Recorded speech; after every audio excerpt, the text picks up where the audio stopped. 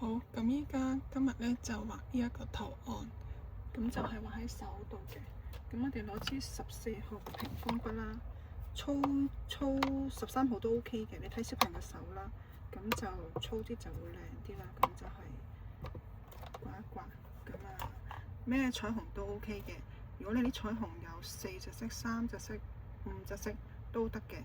咁就14號筆咧就攞晒5隻色噶啦。咁可能細1號筆、13號嘅咧就未必攞晒5隻色嘅，咁你就睇情況啦。咁我今次就攞紫色啦，我呢個就可能攞2隻色，攞3隻色好似好啲。咁就攞呢個太闊啦，呢個咁就攞呢個啦。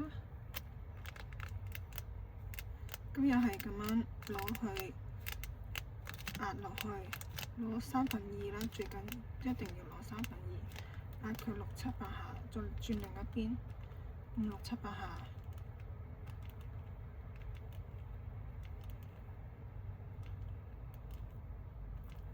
咁一壓佢落啲，咁呢個顏料就攞得多啲。咁跟住咧，我哋咧就係喺小朋友嘅手攞支撐位啦。咁跟住兩邊都 OK 嘅，即係上下都 OK。你睇下用邊隻色。咁咧就畫一個 S， 斜斜地咁樣落少少，跟住咧就壓落去，轉，跟住慢慢提高支筆，慢慢垂直收翻上嚟，咁樣啦。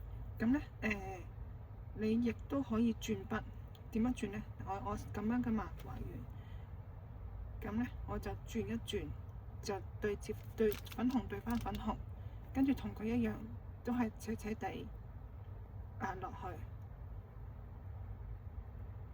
畫一個 S， 慢慢收起，垂直收起，咁樣。咁你亦都可以唔轉嘅，唔轉嘅話就係藍色咁樣咯。咁啊轉嘅話就會有一個咁嘅形態出嚟，係啦。如果唔轉嘅話，可以試一試俾你聽。咁咧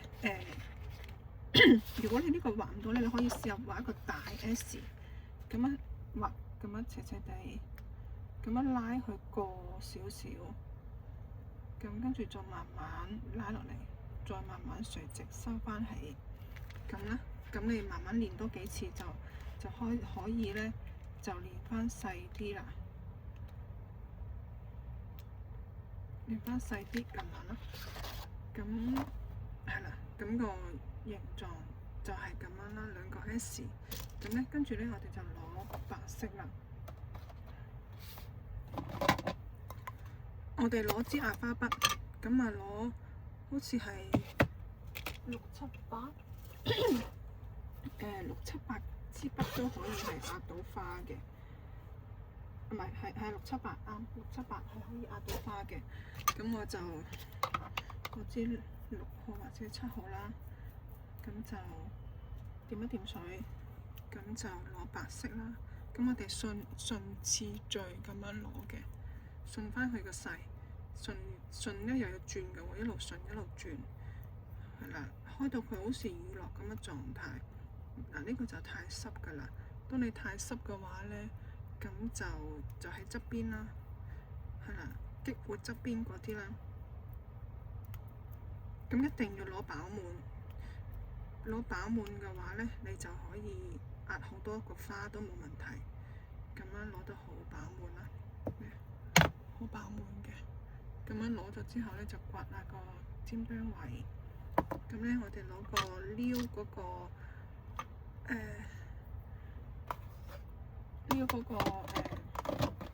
閃粉啊，嗰支膠筆。咁咧就掂一掂水。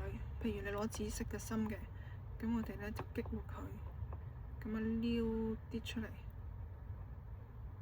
我覺得咁樣攞個花心係靚好多啦，係啦。咁你亦都可以用支筆，即係用呢個筆頭掂水激活佢。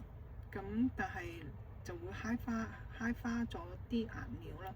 咁我有呢個，我咁樣攞呢，我就唔會慳花顏料，同埋我會攞到個花心呢個色係好靚好出咯。咁你就咁，如果就咁掂嘅話就冇咁出噶啦，係啦。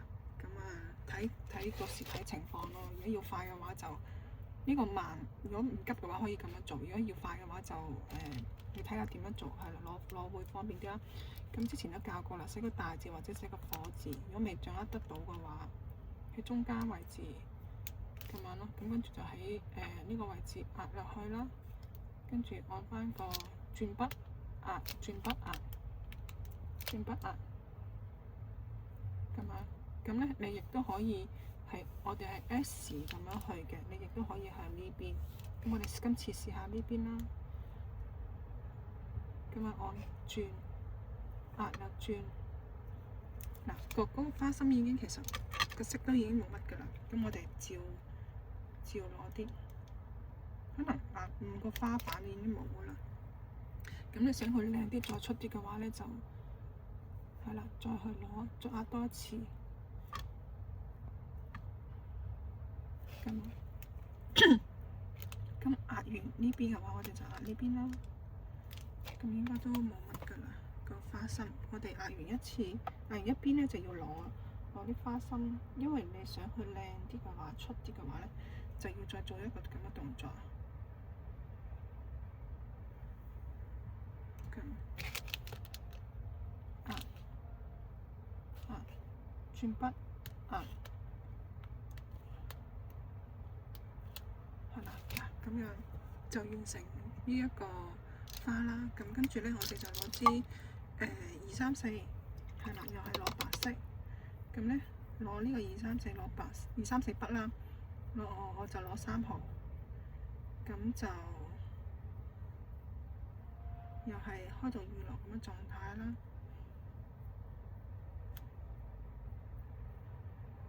咁咧就俾啲點點佢。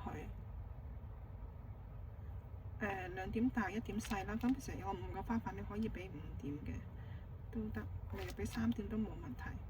咁出邊嗰啲花瓣咧就俾翻1點佢啦，咁就會靚啲。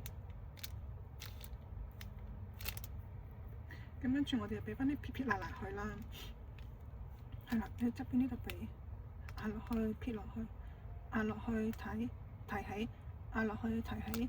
咁呢撇撇捺捺之前都有教過啦，可以睇翻之前嗰啲影片。咁係咯，到呢邊壓落去提起，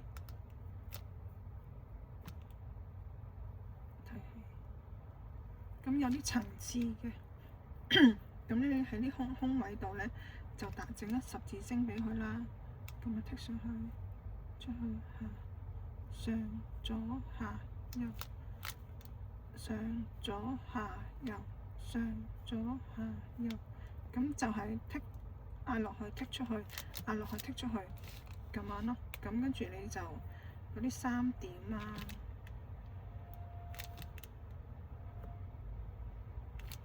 咁啊，點點，係啦，咁樣咯。咁嗰個花就係完成啦，咁啊。